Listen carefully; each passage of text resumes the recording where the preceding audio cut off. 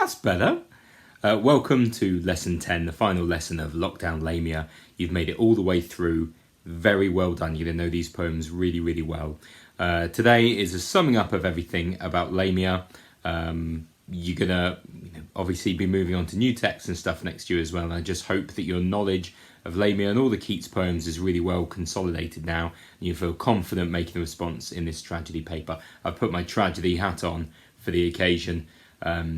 Okay, so work your way through these tasks, enjoy, and well done for sticking with it despite all the terrible jokes all the way through. Well done.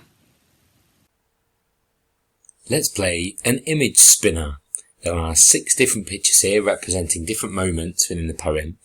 I'm going to spin it. When it lands on one, challenge yourself to speak for 30 about that image, just out loud or to whoever you're with, or write some notes if you really don't want to talk, but it's better to talk, okay? And that will test how much you know and see where any gaps are. You can play along with this on and spin it yourself on the PowerPoint that your teacher has sent you as well if you want to, okay? And we'll use it again as a point for discussion, so I'll play alongside here too. Okay, here we go. Really big spin to start. Okay, what's this going to be here? Oh my word. Okay, 30 seconds. Go.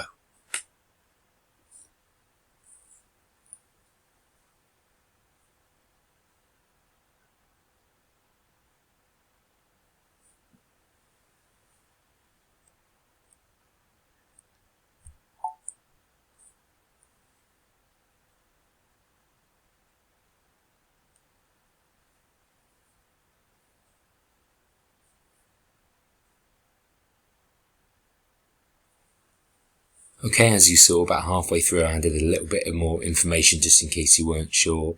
You probably would have picked out things like Apollonius, the philosopher, also representing philosophy within this poem. He is the voice of reason, quite literally, a kind of bald-headed, joyless representation of rational thought and reason, all those kind of things that Keats didn't really like, but are perhaps needed in life. Lysias's tutor from before, and he's always been very wise and sage, useful, source of wisdom and guidance for Lysias, until the point at which Lysias doesn't want to listen to him at all because it would mean the end of his fun with Lamia. So you probably covered things like that. If you did, well done. Let's carry on with the next one.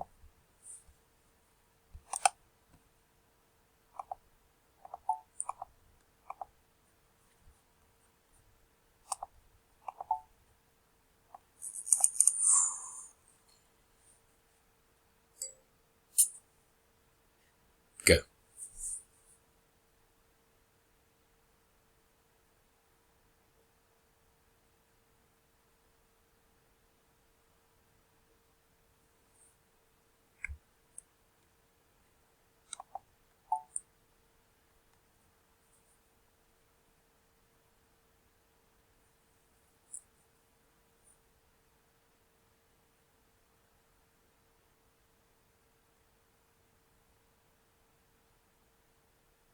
Yep, well done. So Hermes, the messenger of the gods, whose framing narrative obviously begins Lamia. And if it's been a little while since you've read it now, a week or two since we went through it, it is kind of strange to you sometimes forget about that section entirely. It doesn't, it isn't something that Keats comes back to at the end. It really is just setting it up that we are, mere mortals. We are mere playthings of the gods. We have no decisions over our own fate. All of the things that affect us are decided well above our control. And I think feeling like a victim of fate is an appropriate thing for Keats, in a way, really. But Hermes, the messenger of the gods, coming down to chase to find his nymph, who he kind of eventually lives a slightly weird happy ever after with.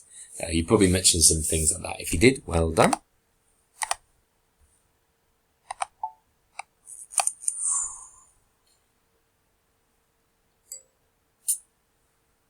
Ooh, bit of a different one, this one. Go.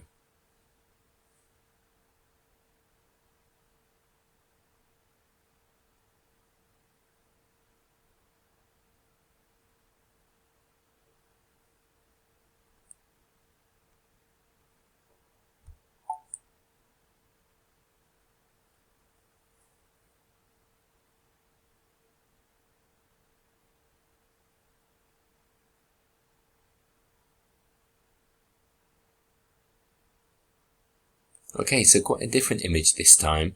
The volcanic lava obviously representing the transformation that Lamia undergoes from snake to woman. And it is a violent and hot transformation, hence the use of this imagery here. Now, for a romantic poet like Keats, the natural imagery that we're used to is of the beauty of nature. This is a very aggressive and violent transformation. We even have the lava ravishing the mead, so the meadow that we're used to exploring with Coleridge and Wordsworth earlier in the Romanticism era kind of gives way to the violence of a volcanic eruption. It's a very painful transformation for her, and I guess one that leads eventually to her death as well. You imagine if Keats actually thought of women this way, as being somehow divine but transformed into these kind of women, but a creature lurking underneath. He's trying to suggest that might be a painful process, not only for him but for them as well. Next one.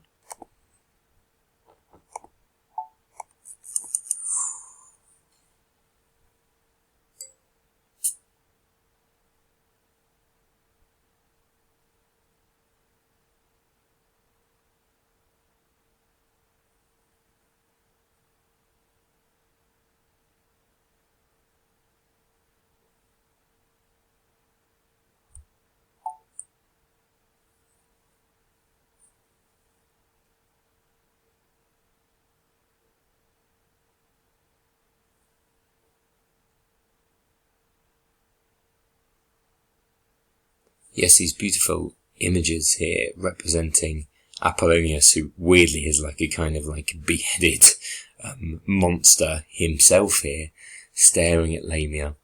It's the knowledge of who she really is that brings her down. He identifies her as a serpent. I know what you're really like, he says. And if you see that metaphorically, that's a really scary kind of thing. This man turns up to this wedding and stares at her and says, I know who you are underneath. At the heart of it, you're a snake. And again, the gender politics is really bad there, for a lot of reasons. But this voice of reason, this cold hard stare of philosophy bringing about her doom. Okay, so if Lamia is poetry, the pure imagination and creativity of poetry, Keats is saying as well that if we have to follow a strict format like other writers of the time did, that will somehow destroy the pure creativity there. If Apollonius represents the boundaries with which writers should write, in terms of their structures, forms, and the topics of conversations, other writers at the time, we're talking about the age of reason here, other writers were, dealing with cold, hard ideas. They were looking at, wordplay and wit and all of those things that didn't really matter to Keats. They were shying away from the pure experience of emotion. So in some ways, Keats is a little bit like Lamia at this point, trying to reject the cold, hard stare of what people know or think is actually right. Okay, within the poem you might have obviously mentioned that this is right at the end, this is at the wedding. He doesn't necessarily mean to kill Lysias, but he wants to reveal the truth. However, that truth obviously leads to death. Okay?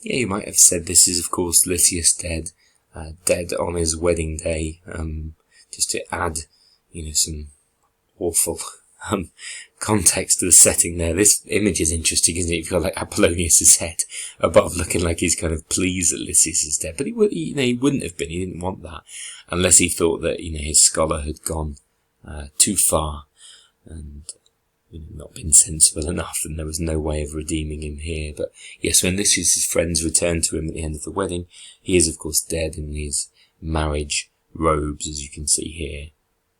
Now Lysias dying, of course, if Lysias is Keats, that's kind of obvious as well, but it's also perhaps the death of the poet trying to create a balance between passion and reason and failing to. Maybe it's a reflection on Keats' own work or on the work of all writers, that there is an inevitable tragedy that occurs if you try to, give in to your passions and follow them, yet at the same time work within a system of reason and logic. It's not really possible at all. Okay, good stuff.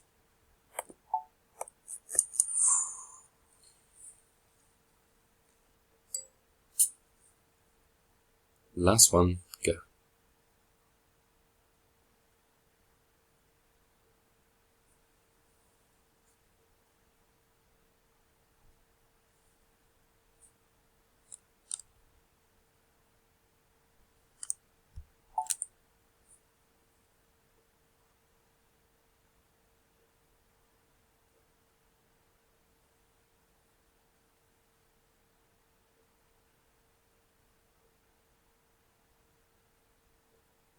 Yeah, so this is Lamia and Lysias meeting at the side of the road in Corinth. Obviously, she kind of stalks and waits for him there and passes, acting relatively innocent, beautiful, yet experienced at the same time, new and fresh and naive, and yet wise and experienced and knowledgeable, and all those kind, ancient, all those kind of things at once.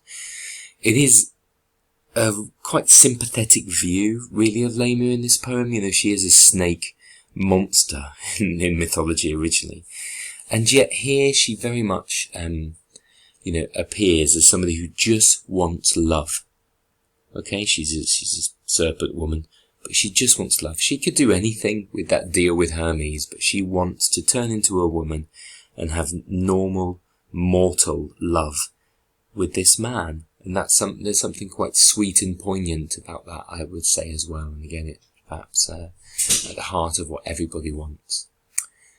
Okay, hope you found that useful. Again, there's details on the PowerPoint of how you can play that along yourself, and you can obviously create your own one too if you want to, but all of this is really good revision for you and really good thinking. Bravo.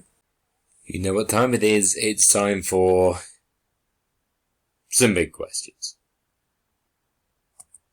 Today, to what extent do you think that men are victims of women in tragedies? We've been building up to this one for a while, haven't we, really? Now, I think Death of a Salesman would provide a brilliant contrast to Lamia and to Keats generally when you're talking about this. You could definitely make an argument that Lysias is a victim of Lamia here. He was plucked unknown by her, chosen because of his beauty and strength and talents, I suppose.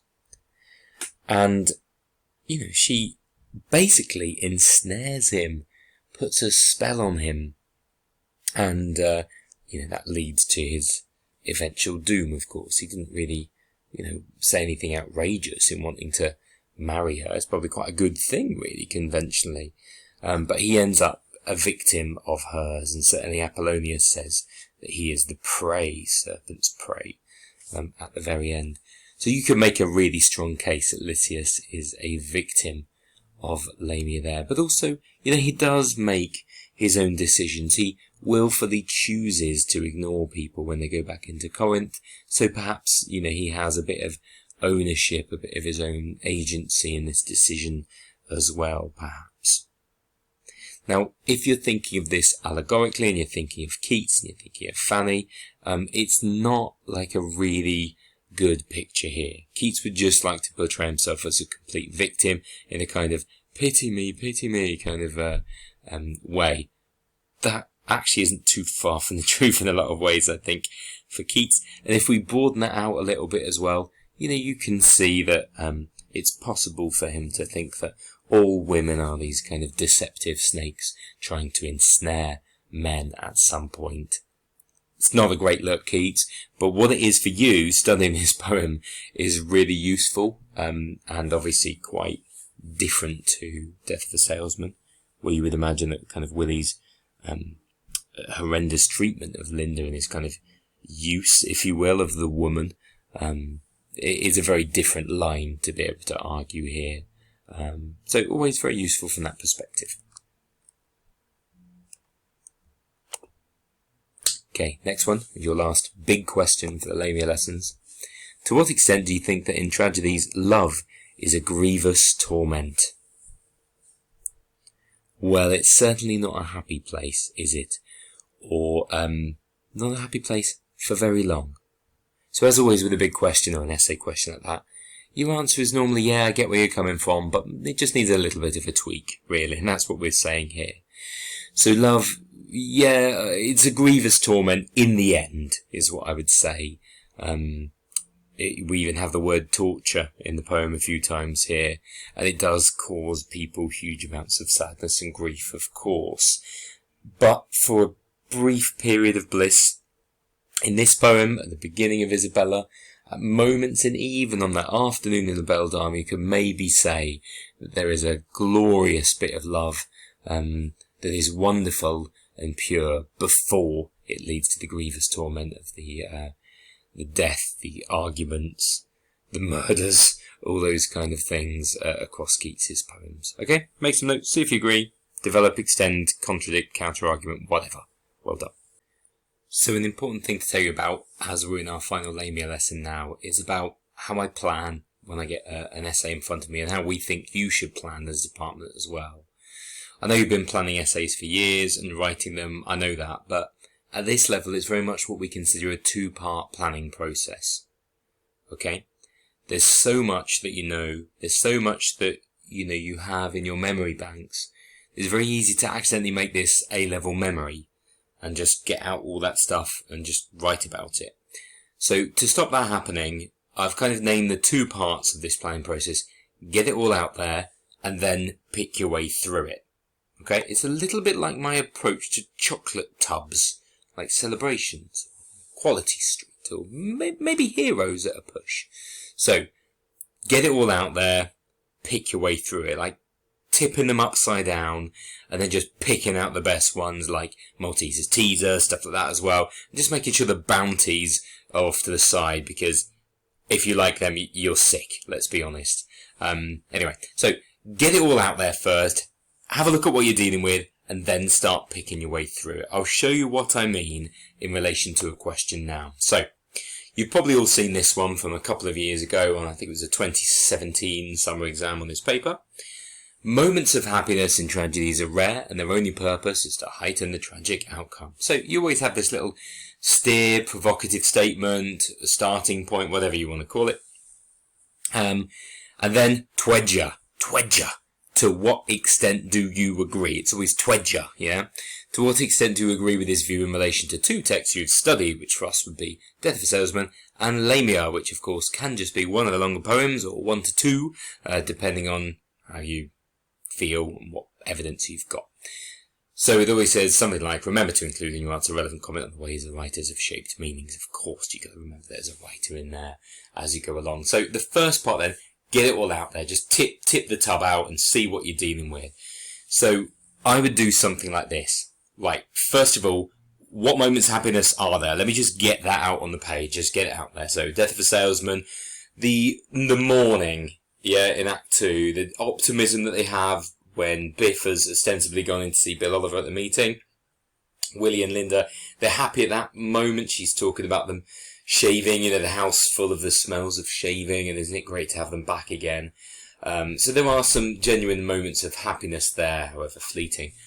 In Keats, you'd be thinking about a couple of different poems. So in La Belle Dame, you've probably got the afternoon of love that they shared together.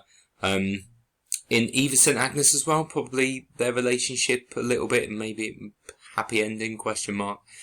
In Isabella, the initial love with Lorenzo obviously is pure and good and everything, but that doesn't end very well. And then Lamia, this blissful state that we have towards the end of Act 1 and the start of towards the end of Part 1 and the start of Part 2, this blissful state of complete love and dedication that Lamia and Lysias are in.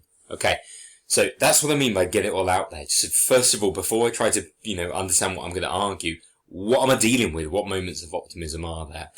And then once you've done that, then start picking your way through it, okay? Look at the question, think about what you've got here, okay? So I've got my moments of happiness. I know what they are, okay? Now I can start getting my opinions. It's not just memory, it's thinking as well. So are these moments rare? First of all, okay? So moments of happiness, these are my moments of happiness. Are they rare? Well, yeah, they're pretty rare. They're certainly rare in Death of a Salesman. Of course, from the start to the end, it's just a really downwards decline, of course. But there are these few tiny moments there. In Keats, are these moments rare? Well, there seems to be one in each of them. Are they rare? Fleeting? That's up to you, okay? So start picking your way through it. I wouldn't necessarily say that they're rare, I'd say they're essential. I'd say it's an essential part of the process in Lamia, and it lasts for quite a while. But there is only really one patch of happiness in each of the poems here. And then start thinking, well, which of these should I use? In La Belle Dame, it's just like an afternoon. That and Lamia, probably two good ones to pick up on. Maybe just Lamia at that moment. Where and how do they heighten the tragic outcome? That's part of the question as well. So it isn't just, does it do so? How exactly do they do that? Well, in Lamia, it was the moment of happiness kind of brought about the tragic outcome. So is that heightening it, or is it bringing it about? So do we need to tweak our response, our provocative statement there? So where and how do those things actually take place? And then look at that word only. Moments of happiness and tragedies are rare in their only purpose. Is it their only purpose is to heighten the tragedy? Yeah? Or could you flip it around and say something else, a tweak of it, it's not their only purpose. Maybe the tragic outcome is to heighten the moments of happiness. Similarly, they can see what they had. So, of course, with any question like this, you're meant to explore it and understand why that statement would be given. Otherwise, it wouldn't be the question. They don't want to just completely disagree with it. But you'll be looking to counter-argue, tweak, and then finally make a judgment about to what extent do you agree. Is that more or less fully, or about half, or whatever? What is your response to that? So like I say, get all your ideas out there and then pick your way through it and then argue it. And when you do that, you'll be deciding which bits of what you're going to use and which bits you're going to discard, because nothing is more important than creating a solid argument that answers the question. And if you have to just get rid of that brilliant Isabella point that you have because it doesn't quite fit what you wanted to say, just get rid of it. No shoehorning in on purpose would be useful for you there. Okay, so now we've had a look at one together. Why not have a look at one of these yourself and see if you can do that two-part process. Maybe use Lamia as we're dealing with that now. Get it all out there and then pick your way through it. So you can pick this one. The suffering experienced by tragic protagonists always evokes pity in readers and audiences. To what extent do you agree with this view in relation to two texts? Okay, so you could either do that one if you wanted to, or you could do one of these ones from the following year. Villains and antagonists in tragedies are wickedly attractive. Twedger. The pride displayed by tragic heroes and tragic heroines elevates them rather than diminishes them. Twedger. So absolutely the same format all the way through. So have a go at one of those. Or actually, you know what I prefer doing versus past questions? Because they've come up before. I prefer having a look back at that useful AQA sheet of tragedy aspects that we've been looking at. Make up your own. Make up your own steer on there. You've got a bit of a chance of it coming up, haven't you? And either way, it will help you to really provoke you into thinking and not just remembering what you might have read in a response to one of these questions before. Okay? Give that a go now. Maybe give it a solid kind of 10 minutes. Maybe. Good luck. That's fine. Right, that's it. 10 Lamia lessons. And I don't know about you, but I'll be happy if I never ever see a snake again after all this. Ah! Ah! Ah! Ah! Curse you!